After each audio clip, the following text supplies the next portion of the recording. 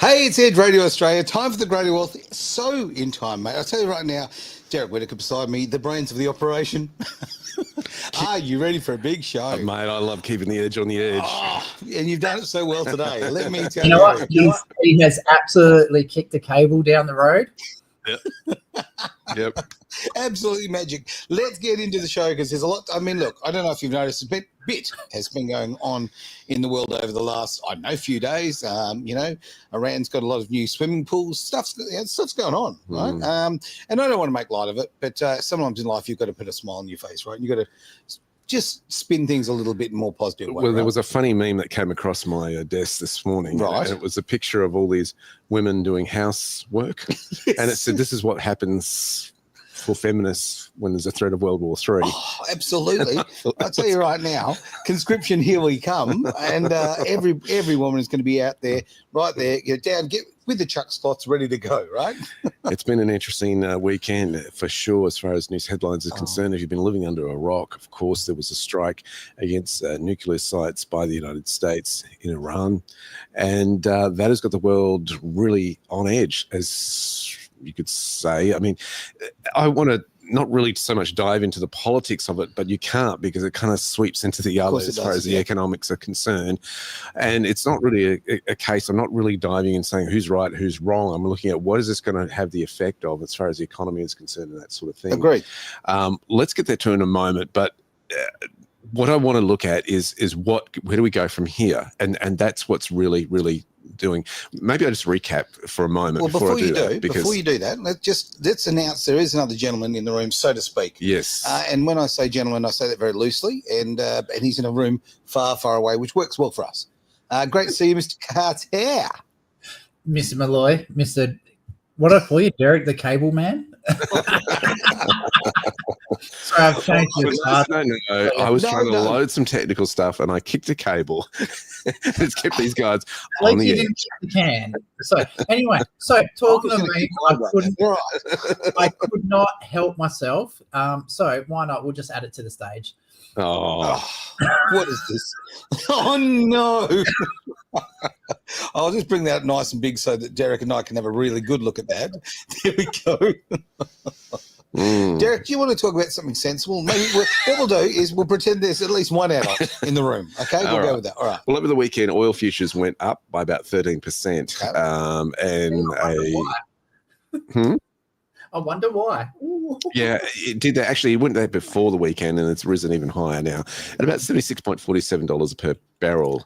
And the Brent futures up 3.2%, reaching 74.59. You would suspect that because they're concerned about supply and demand as far as oil is concerned, and what the implications might be as far as Iran is concerned. Iran's kind of saying, well, we may not supply the oil. Where do we go from here? I think they're trying to regather and think of what do we do from here that in terms of their regime. What is interesting is what will play out here. Now, if people are concerned in terms of retaliation, we've got a fascinating video here that I want Travis to jump in or someone to play for us next that's lined up. And this is kind of telling as far as the US stance is concerned. Where do we go from here? Check this out. Their leadership, and we also have the IRS here that's helping us track how these violent protesters are funded. What NGOs not the IRS. No, that was a video from last week. Yes, they do have their hands in everything, but I think they're okay on this one. Well, basically, it's talking about if Iran retaliates, and we'll be all over him. And that was the Foreign Secretary, Rubio, warning that if Iran retaliates, it'll be the worst mistake they've ever made. He's basically saying the United States can fly in and out of Iran at will. And that's what, I've got it. I've got the video. You got it? All right, let's have a listen. Where did he disappear to? There he is. Or with Iran. No, we're not. This is not a war against Iran. This is very simple. 67 days ago, the President of the United States sent the Iranians a letter, and it said, you're not going to have nuclear weapons. You're not going to have a militarized nuclear program. Let's negotiate. I want to do this diplomatically. I want to do this peacefully. They tried to play him along the way they've played every American president for the last 35 years. And, you know, the president told them, if we don't get a deal, which is what he wanted, then I'll have to handle it differently. And that's what he did last night. He handled it differently. But that was an Iranian choice. We didn't make that choice. They did. By playing games with Donald Trump, they made a huge mistake. And President Trump acted last night. And I think the world today is safer and more stable than it was 24 hours ago. And a bunch of these countries putting out statements condemning us, privately, they all agree with us that this needed to be done. They got to do what they got to do for, you know, their own public relations purposes. But the only people in the world that are unhappy about what happened in Iran last night is the regime in Iran. Have you heard from anyone in Iran, and are you expecting retaliation? Well, if they retaliate, it'll be the worst mistake they've ever made. Look, we can fly in and out of Iran at will. We went in last night. The president sent our military forces from halfway across the world, went in, conducted this operation, left. Not a shot was fired against us. They didn't even know what had happened. By the time we left, the planes were out of their airspace before they finally started realizing they'd been hit. So it would be a terrible mistake if Iran retaliates. But that's not our goal. We are not declaring war on Iran. We're not looking for war on Iran. But if they attack us, then I think we have capabilities they haven't even seen yet. It would be a terrible mistake on their part. And frankly, it's not what we hope for or wish. What we want now is to ensure that Iran never has nuclear weapons. If what they want is a civil nuclear program where they have power plants like a lot of other countries in the world have, they can do that. That's the deal that's been offered to them. They rejected it. They played us. They tried to play us, I should say. They wouldn't respond to our offers. They disappeared for 10 days. And now, you know, the president had to take action as a response. And the response included strategic ambiguity. Can you walk us through the plan in terms of how it was deceptive? So there you go. There is their kind of stance is saying, look, this is not a war. This was a strike, and making the difference there in terms that they don't want to continue this. It's just we had one ultimatum. We didn't want Iran to have nuclear weapons. Look, I get that. And I mean, as I say, we're going to try and talk about this on how this affects the finances, and this is an important thing. But at the same time, and I'm not, please don't ever think I'm taking any side on this as far as Iran or whatever, but I have been hearing the same argument for about 45 years now about, they're a week away, they're a month away, they're 2 years away from having nuclear weapons. I mean, really? Nuclear weapons have been on Earth now for over 80 years, right? It's not new tech. I want to know, like, I'm a little concerned. Is this another Iraq? You know, is this another, can we just be told the truth? Oh, I can answer that one. So, putting a nuclear bomb together is actually a lot harder than what people realize. So you've got to enrich the plutonium or the uranium, whatever you're using, to 90% purity. So for a nuclear reactor, you only need like 20 or 30%. So Iran has been constantly enhancing and enriching their uranium for years. So they go from 20 to 30 to 40%. So there's all these international bodies which aren't controlled by America, but other countries keep going in going, hey, why you've got 60% pure uranium over there when you only need 20% for domestic use? Okay. And they keep saying, oh, no, it's just we're experimenting, we're testing. And they've been told time and time again, you are to stop, you are not to continue enriching the uranium. This has been going on for decades. So this is not a new thing. This is not, I'll be honest with you, Iran's probably been producing nuclear warheads before Iraq has. But what's happening is it's been getting closer and closer to that 90%. Now, intelligence from what's being reported on Fox News and a few other places, Israel has stated that they had enough 90% uranium, which would cause you've got to be high enough in the purity to cause a chain reaction, which causes the nuclear bomb. Anything 90% will only cause a dirty bomb. You'll have nuclear fallout, but you won't get the... Anyway, so they had enough 90% purified uranium to... I've heard reports of 8 bombs. I've heard 16. I've heard all sorts of different ones. But it's at the point now where they've got all the parts to actually manufacture. You got to remember, these nuclear warheads are massive. They're huge. So they're not a small thing. You need a lot of really, really specific machinery to put it together. And so they finally had all the parts, they've had all the machines, they've had it in bunkers all the way like 20 stories down into the ground. So I think you'll find that they were legitimately very, very close to constructing their first nuclear warhead. And they also had the ballistic technology to be able to launch it into Israel. So Israel said, no, enough of this crap, we're going in. Okay. I mean, as I say, I bring it up because of the point of it's been ridiculous. Okay, for so many generations we've had the same story. We hear it over and over again, and obviously we know what happened with Iraq, which was complete false flag, right? In so many different ways, it was that was moving a regime for political reasons. So. Yeah, and that has everything to do with the petroleum side of things, as oil, petrodollar, all of that, right? There are a lot of emotions on this. I'm not going to deny that. I've got clients and this sort of stuff who are ex-military and fought in that regime of weapons of mass destruction where they go. I've got clients originate from their family roots in the Middle East and all this sort of stuff. I'm not going to.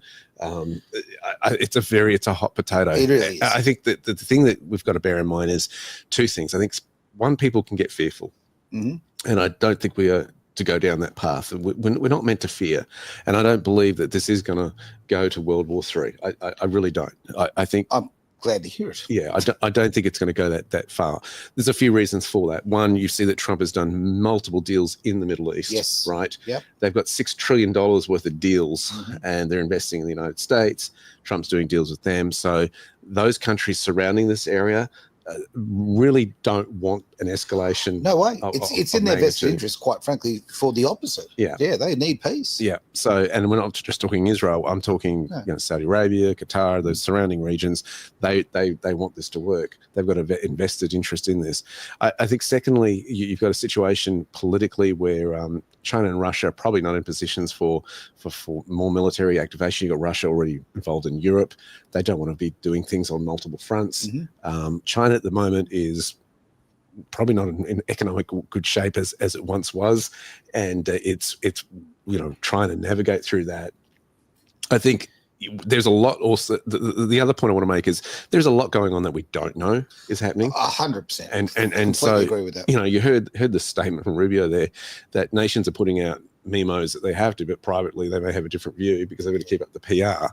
I think that's actually stating quite a lot, to be honest. I was actually blown away he said that, right? Because look, quite frankly, some of us know and others don't know that. Yeah. And the PR side of things, that countries, like everything, countries, companies, people lie, right? Okay, when you're looking after your best interests, or they don't want to cause a panic, whatever the case may be. There's so many variables to this, so I get it, and I certainly. End of the day, I don't.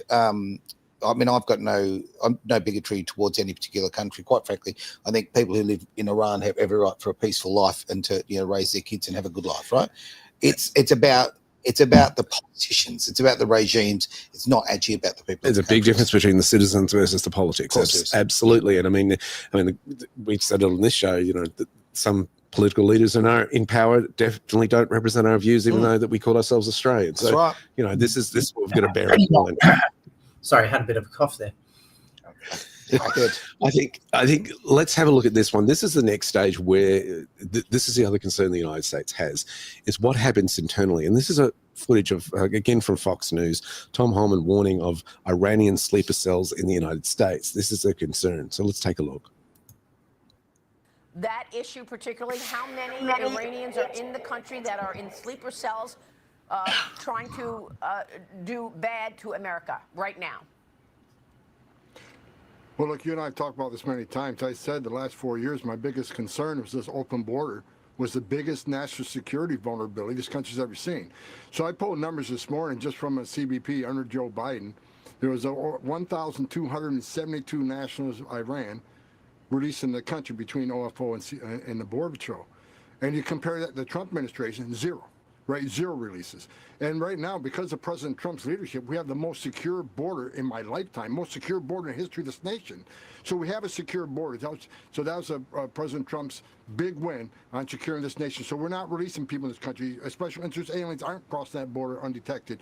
But under Joe Biden, we had over 10 million people cross that border. But my biggest concern from day one, beyond the fentanyl, beyond the sex trafficking of women and children, were the 2 million known gotaways. Over 2 million people crossed that border.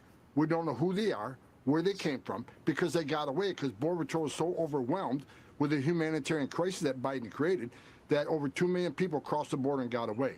That is my biggest concern, and that's what created the biggest national security vulnerability this country's ever seen. And you have that on surveillance, seeing people get away. Do you have a sense of where they went? No, intelligence community under President Trump has been on this since day one. What gives me any comfort at all is that you don't have Christopher Wray there. You got Kash Patel there. You don't have Alejandro Mayorkas there anymore. You got Kristi Noem, and you certainly don't have Kamala Harris as a border czar. So President Trump brought a great team, been on this since day one. Do we know where every one of the 2 million are? No. We don't know who they all are. We don't know why they're here, where they came from. But we do know Border Patrol Intelligence for the last 4 years, they found prayer mats south of the border. They found identification from people from Iran, Turkey, Uzbekistan, Syria, south of the border. So we know that some terrorists have crossed that border. We'd be a fool to think zero crossed. The thing is, though, we got President Trump as a commander-in-chief who's put all resources on that. That's why President Trump from day one, ICE operations, despite what the left media says, he has been focused on national security threats and public safety threats. And between ICE and the Bureau, we've removed thousands of national security threats because of President Trump's leadership on this. Yes, that's right. Tom, thank you very much. I have to say, I really like Maria. She's cool. So I think that's the underlying concern the United States has in terms of where they go from here. Of course they do. I mean, they're facing a war within as opposed to externally. And it was very interesting, the timing, all of this. Only a week before Trump was having his birthday and having the celebrations of the American Army, which he apparently paid for, and some other donors. Is that right? And now he's put up 2 flagpoles in the White House and this sort of stuff. So he's building nationalism there. He's acknowledging what the US troops have done in the past and this sort of stuff. And then it was almost like a show to the world. Hey, look how strong we are. This is reinforcing that kind of move as far as theatrics on the stage. On the theatrics. That's interesting you say that. Yeah. Because I'm Gen X, and I, as you know, remember a period of my life where we would go through and you'd see all the propaganda on all video around the place. So you'd see the Russian tanks and all that sort of carry on, and the massive fights of the armies, and it was a very full on thing. Yeah. So are we going to go through another generation of that? Is what I'm saying. I don't think so. I think you got to remember, America's come out of perception from the rest of the world that government was weak. Yeah. We had 4 years of it after 2020, and so that's what he's having to reinstate. Hey, America is the policeman. Back again in terms of foreign relations. The sheriff is back in town. Right? We are not mucking around. Yeah. And I think I pointed this out earlier today. You remember in his first regime, the comedians were having a bit of a joke when he first got in power, but boy, did they stop laughing after he dropped the mother of all bombs on the Taliban.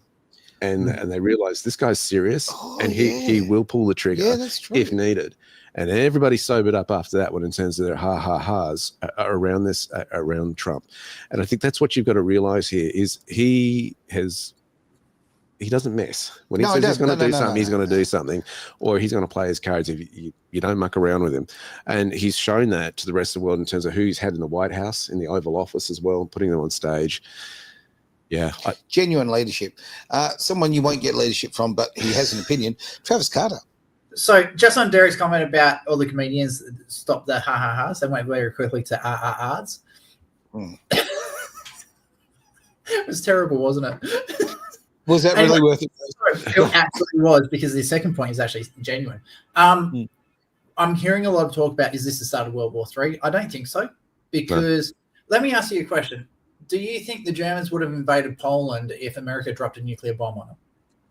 Not a chance. Absolutely not. And this is the non-nuclear version of dropping the nuclear bomb on someone. In perspective here, remember the Americans stole the tech from the Germans. So the point is, this is the largest, the Moab was the largest bomb dropped that was not nuclear in war. And now this is arguably the largest payload, because you got to remember that each of these bombs, the Bunker Buster bombs, Dan was saying earlier that 14 of them got dropped. So they're 14-ton each.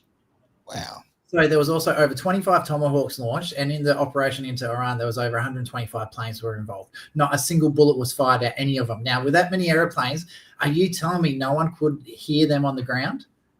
You're telling me that the Iranian Defense Forces weren't going, there's a crap load of airplanes above us. Maybe we should start having pot shots out and maybe we might hit one.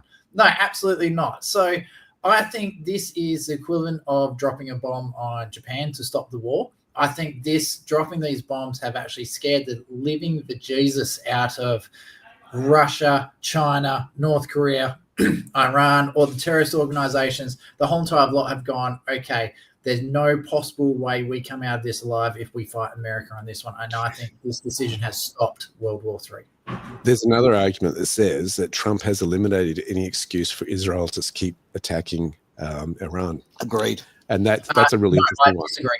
Absolutely disagree on that one because they're still launching rockets into civilian areas. I think it's actually geared up Israel to go in even harder at the military targets, only military targets, because they're going from military strikes because previously they were attacking the Israel version of the Pentagon, the Ministry of Defense, barracks, air bases. That's where the rockets were aiming at. Now they're going for hospitals, schools, residential areas. So this is now targeting the people of Iran rather than the military. So no, I actually encourage. I'm supportive of American Israel going into Iran and wiping out those military things and getting out again. So I think it's actually more reason for having military presence in Iran.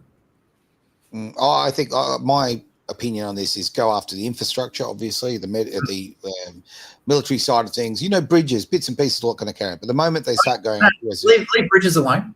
Bridges are infrastructure for people. You go take out rocket launching sites because that's the only thing... That goes without saying. It's under the umbrella of military here, mate, right? But I'm saying, you don't go after the residential areas. Now, I mean, what we had in Ukraine was obviously, which a lot of people won't admit or talk about, but I know this for a fact because I've actually seen the video myself taken by somebody standing there. But when you had, in the case of when Russia was attacking Ukraine, for argument's sake, you had Ukrainian troops who would troops who would actually be there amongst the buildings in the residential areas, right? And they were redrawing fire there. Now, I hope that's not happening in Iran, and that's a concern to me. Yeah, well, there's no troops actually on the floor. You've got to remember that Israel's been going through this for decades. So Iran's been saying death to America, death to Israel for like 40 decades now. So the moment Israelis hear the sirens that there's rockets coming, they go straight to the bunkers. So, and they're everywhere. So that's one of the reasons there's been so few casualties on the Israeli side, because they're prepared for this. They know it's coming. They've built Israel to handle rocket attacks. Doesn't mean people aren't going to get hurt, but you've also got to remember the war in Russia and Ukraine is totally different because they're in amongst all the buildings and everything. If you're trying to get to, say, let's say Ukraine's got the equivalent of the Pentagon, you don't have to go through residential areas to get to the Pentagon. And so you're going to have fighting in residential areas. So you've got no troops on the ground here. That's my point, Travis, is, okay, in my opinion, Israel has no right to be going after any residential areas because there are no ground troops to be going for, right? So in my opinion, they should, if they're going to be shooting anyone or attacking or bombing anyone, they should be only attacking the military places or the strategic places, keep well away from residential. Yeah, and you can see when Israel took out the head of the Iranian military, one of the generals, they sent an incendiary rocket into his bedroom, and only that unit was damaged. All the other units around it, there was no damage to it. The tech is off the charts. For them to be able to strike just military facilities, they have it. So I'm not sure what happened in Gaza, but again, I think they were boots on the ground. They were fighting within residential areas. So this is a totally different thing. They're launching rockets across countries. So they're not chasing people who are trying to hide within residential buildings. So it's a totally different war. It's really hard to put the comparisons on the two. But economic side of things, I'm heavily invested into NVIDIA and Tesla stocks. I have to say, not much movement on that area. The uncertainty, I think, is outweighed because you think about it. What does NVIDIA build? They build computer chips, and every time they blow up a rocket, hey, there's another sale. So I don't think it's actually going to hurt tech stocks very much. So I think it's more going to be anything that's oil-based and transport-based is where the big issues are going to be. We'll have to wait and see. The markets haven't opened as far as that is concerned in terms of happening on the weekend. We have seen the crypto market pull back a little bit. I'm expecting things to pull back in the short, medium term till they take off. As far as the crypto market is concerned, the stock market's a different kettle of fish. What's interesting about this is the Iranian parliament has supported closing the Strait of Hormuz, which is a channel for the delivery of oil and gas from the Middle East. Alternative could be pipelines, but this is, if we put up the next chart, you'll have a look at the volume of petroleum that's being transported through this strait, and we're talking millions of barrels per day, and it kind of shows where it's all coming from. And they've got that strait right there on the map there. You can see if they close that, the implications in terms of getting the oil out would be really, really interesting. In the short, medium term, would not be surprised if oil prices continue to go up. I don't think it's a long-term thing. I think the United States has its own supplies. You can just turn the tap on there. But you might see a bit of a rise in the short to medium as far as that's concerned. Funny enough, I've actually got the jerry cans in the back of the car to fill them up on the way home. There you go. Which I want to do anyway, but I figure, well, if nothing happens, great, I've got cheap petrol. It's a bit of a case of, drill, baby, drill. I mean, there's no more greater incentive than what's going on right now. And those of us who remember, I mean, I don't remember the 70s and the crisis there in the oil world, but I certainly remember in the early 90s with the Kuwait situation. It was a war, that took place, and everything went through Iraq. The price just shot. I mean, I remember then we weren't even ready for fuel prices to go past $1 back then. The signs out the front weren't even designed for it, and all of a sudden, bang, fuel just shot up massive percentages. So, if they close that channel, aren't we looking at realistically that being a very a huge chance of having a viable option? I guess. Look, it takes things while to trickle through any economy and supply and demand and all that sort of thing. I don't think it's going to have a massive effect on it in the long term. I think they'll just turn on the taps elsewhere as far as the globe is concerned. And America's been moving towards actually having its own supply and being energy independent. They've been pushing very hard. So, let's face it. JP Morgan has basically said a closure of the Strait of Hormuz, though, could send oil prices, they reckon, to $120 to $130 per barrel. Inflation at 5%. If you look at the stats here in terms of the next graph, we're looking at when it was at that rate in March 2023, when the Fed was aggressively hiking rates. So this is the CPI inflation. Will it go up? Will it go down? We'll wait and see. But you can see what was doing back in March of 2023. So, obviously these affects directly inflation, oil prices. And of course, the more expensive it is, for companies to move stuff around. The reality is, I don't think it's going to be a big issue in the long term, maybe in the medium term. Okay. Even if it goes to $100 per barrel, which it could well do. So where is it sitting right now? At the moment, it is sitting at, give me 1 second, I'll give you the precise answer, $74.62 US a barrel at the moment, and the Brent's at $77.80. Okay. So it's got that's a big move for it to go up that much. Yeah. It's quite a percentage, quite frankly. Well, we've seen it before. Any political reason to make it happen, Travis? Australia won't have a choice. We're going to get slammed with this. A lot of it is because of how poorly managed our energy supplies has been done in Australia for a long time. We export most of our LPG across to Japan. We had a refinery in Kwinana in WA to turn crude oil into petroleum.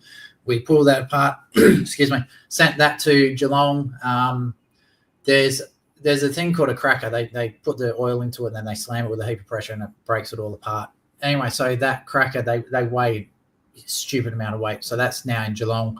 Our national reserves I think at one point got down to 9 days, where we've actually had legislation in the States that's supposed to be at 90 days reserves. So when something like this happens, we just tap into that reserves and it protects the oil prices for us. We haven't done that for over a decade. Australia is massively underprepared for something like this. We saw that with what's happening in Russia and Ukraine. We don't even get our oil from that region of the world, but yet we still had massive increases. So Australians, I hate to say it, Derek, I think you putting the jerry cans in the back of your car is a very, very smart thing.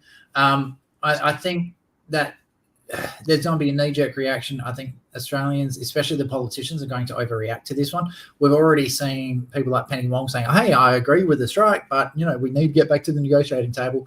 And then there's a couple of Labor-heavy power brokers, so they're not actually politicians, the people that run the party, have actually condemned the strikes on it, saying, like, it's a stupid thing to do. And I'm thinking, like, do you understand the amount of damage that a nuclear bomb will do in that region? So I think this is very, very narrow-sighted of Australia. We've had the warning signs for God knows how long. And if you're saying that our intelligence isn't talking to the US intelligence about what they're doing and plans and what's going on around the world, if they're not, they should be fired on the spot. We're supposed to be close allies with America. We should have known this was coming well before it happened. Not Travis, that pretty details, but you've made a great mistake there. Okay, you've assumed that our politicians have intelligence, and that's boom, boom. But the reality is, when you be very honest about it, the Albanese government specifically has been so detrimental to this country and the decisions they've made, and the fact that just on the finance and political front, the fact that you've got Penny Wong out there doing what Penny does, okay, and when you've got Rudd still in that position, right? When in the embarrassment, and you've got Albanese in the things that he said about Trump, it just puts us in. Why would they share the information? Honestly, why would they? And I know we've got Pine Gap here, and we've got the military, American military all around Australia. People don't realise just how much is around. But I think that the disrespect that Australia, and when I was saying Australia, I'm talking about particular Labor politicians, have shown. Even Liberal politicians. Like, have a look at Turnbull, Malcolm Turnbull. Oh, well, he's not a Liberal politician. He's a fake. He's really Labor. He pretends to be Liberal. He's the left side of the Liberal Party. You got to remember, there's more people on the left in the Liberal Party now than what there is on the right side of politics. So Liberals are Labor light. We're making that comment the whole way through the election process for the last couple of years. So even the Liberals are not conservative anymore. Like, Australia is rudderless. Get it, rudderless.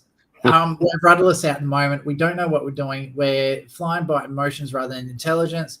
And Penny Wong, Albanese, Chris Mayne is another one, like, on the state side of things. A lot of the so-called leaders of the party are just failing left, right, and centre. So if we had the 90 days worth of reserve of energy, we could have waited this out, because this is going to blow over up, I reckon, probably about 2 to 4 weeks.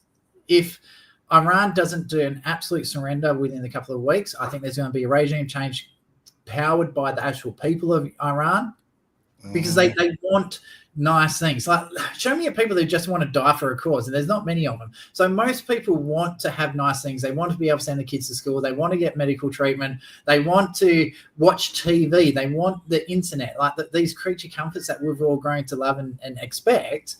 People in Iran don't have these things. So I think the actual people of Iran are what's going to step up and do the regime change. I don't think America's going to have to do it.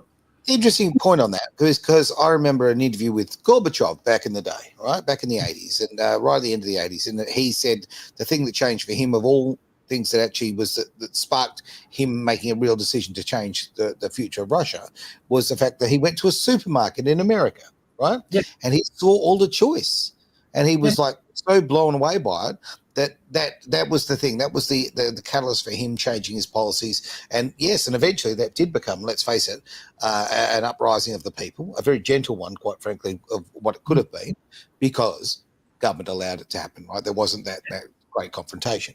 But, that's a great point, mate. When people are missing out, and Iranian people are missing out, that you look at images of people from Iran, or the cities and so forth, you look at those 40, 50 years ago, what a stunning place. Well, the other thing, there was a really interesting, I was watching Charlie Kirk debate an Iranian migrant into America who was promoting like pro-Iran, pro-Palestine and all this sort of stuff. And he asked him, what's your descendants? And the guy goes, my parents were Iranian refugees. And it's like, fantastic. If you look at per capita, Iranians have more millionaires in America for the immigrations than any other group that's came into America as refugees. So the Iranian people are actually really, really hardworking. They do the right thing. They pay their taxes. They learn the systems, and they flourish. They've done absolutely amazing in the Western community. And I hate to say it, this is actually one of those situations where the asylum system and the program has actually succeeded. These people have made a better life for themselves in America. They're telling their family back in Iran about it. And I think that unilateral communications going from America to the Iranian people, they're going, you know what, how come they can buy Mercedes cars? How come they can live in freedom? They can send the kids to school. They have amazing internet. Look at the clothes. Oh my God, they shaved their beards nice and shaped, and they look gorgeous. And then they're over there living in a dirt hut. Of course, there's going to be a huge amounts of jealousy. So I think it's really important to make sure that the story gets through is like, you can have this as well, but you just can't do it under your current regime. And I think that's going to encourage the people to stand up. Brilliant point. I mean, I've got 2 Iranian friends, I've got more than 2, but 2 that I'll bring up, okay, who have been raised in this country, and their parents came over here in great poverty, and they struggled. They worked unbelievably hard, put their kids through good schools, and the life that their kids are now having is just fantastic, right? Yeah. Great fella. He's got his own business, going really well. The girl, the daughter, again, also got her own business. Absolutely beautiful, I might add. Would never happen in Iran. She would be covered to the hilt and told to sit in the corner and do what I tell you. Yeah, exactly. And you know what? She dresses the way she wants to. She's absolutely stunning. She's confident and all that sort of thing. And this is because they escaped a regime that was trying to control them. What's also fascinating about this is that often the criticisms from the East about America is, of course, what it promotes on Hollywood. And here we have this huge cleanup happening in Hollywood as we speak right now. So you can see how the whole system is getting cleaned up. Big time. I mean, someone who was predicting that about 6 months ago, Mr. Whitaker. Go back and catch the greater wealth about 6 months ago. What was I predicting at that time? That there'd be a massive cleanup in Hollywood and around the world, and like gold, you'd heat it up, and the gold would melt, and all the scum would come to the top, and then you scrape it all off. Yeah. So, and now we're seeing it on so many fronts, and so we're seeing not only that, we're seeing financial systems take a flip, and changing big time. We're seeing politics change, flip, big time, and with that, of course, there's the geopolitical situations. They're changing big time. So this has a ripple effect across the globe in terms of what's going on in the world right now. And at the same time, all these things that have been hidden are being revealed. It's a time of revelation where things now are on the forefront. It's going, right, look what's been going on. Look what's really been happening. The stuff that was happening behind the curtains before is now out in the open, and it's a very, very good thing. Good thing for the morals and the future of the world. Talking of a great morals and opening up the world and understanding and people seeing what's going on, it's going to get really turbulent. So time for an info commercial. So if you do want to learn how to prosper during this time period, go to blueskyfactory.com.au, no E in blue. Derek has a heap of courses in there about how to break free of what you think you can do. I've done 3 of your courses now, I think. So doing those courses has enabled me to break out of Australia. I'm no longer tied up in the Australian taxation system. And I times 5 my income compared to Australia already, and I've only been overseas for about 2 months now, 3 months.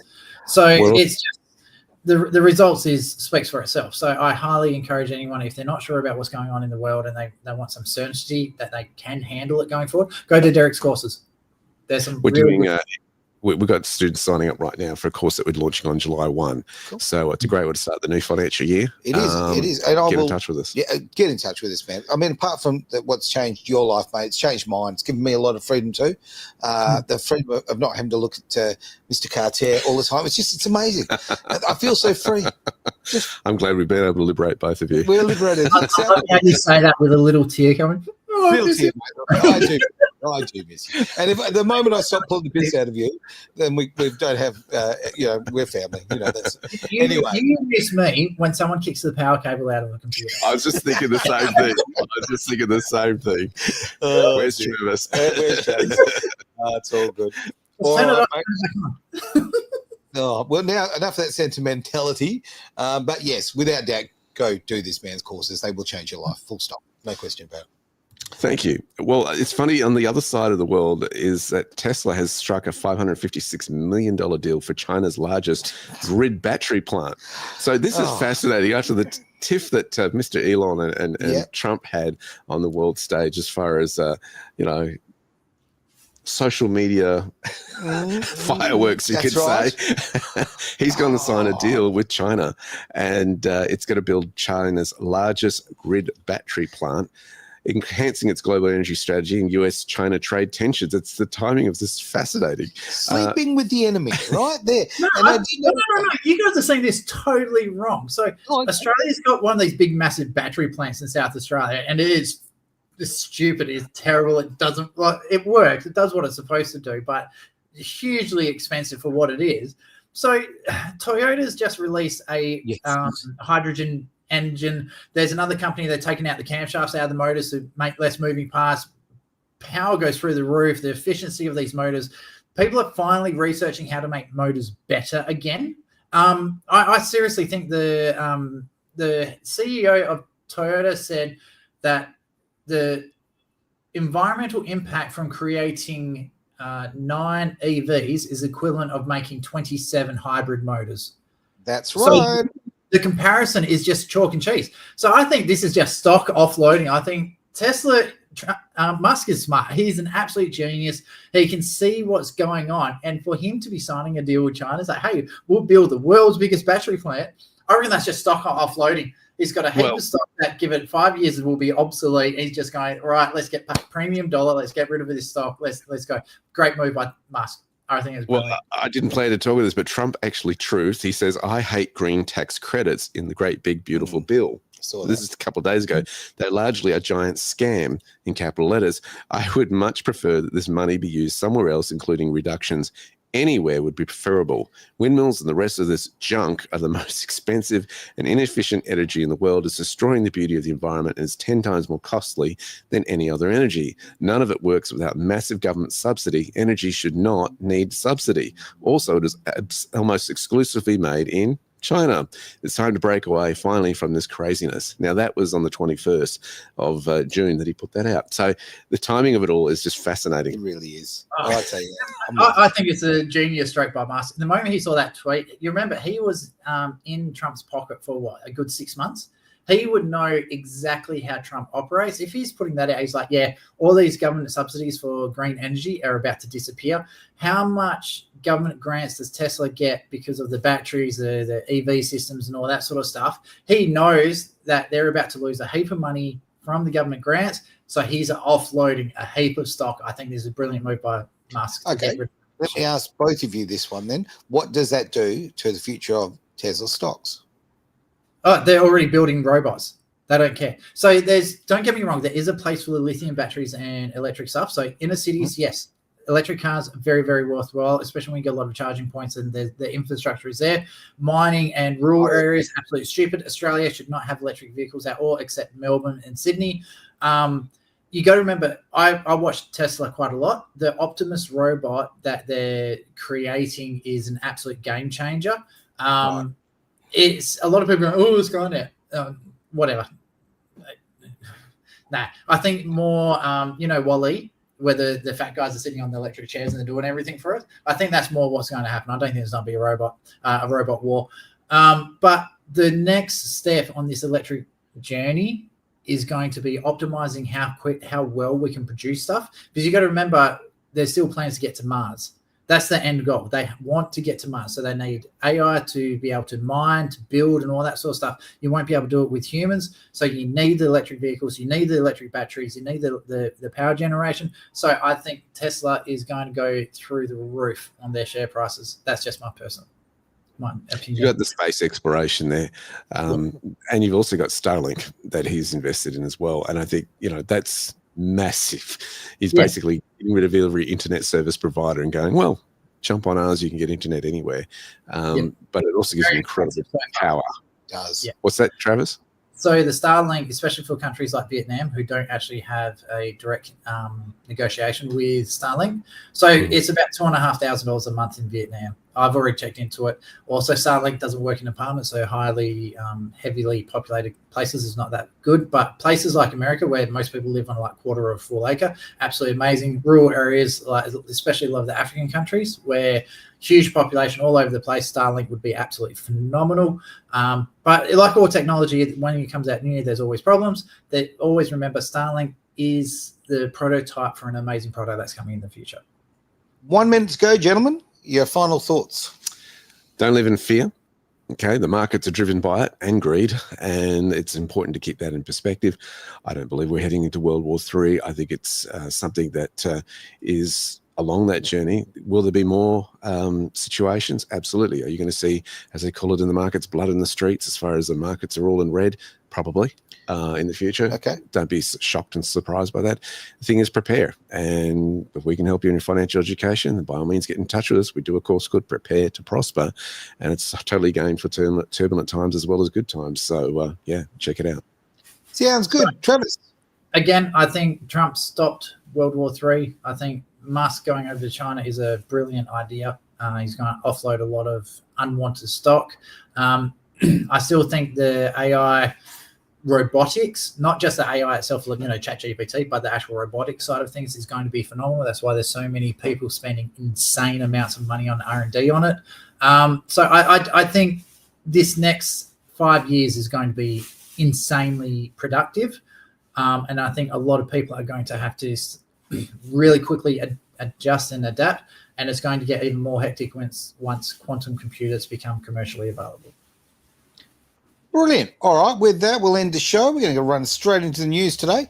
Hope everyone's enjoyed it. I've seen basically people in the background been jumping all over the place. So I think we're going to have a few questions to look at on the other platforms over the week. Have a wonderful week, and we'll catch you for the replay on the weekend of The Greater Wealth. Thank you, Mr. Cartier. Have a wonderful time up there in Vietnam. Enjoy, and remember, we still do love you in Australia. Promise. All right. Thanks very much for being part of The Greater Wealth here on Edge Radio Australia.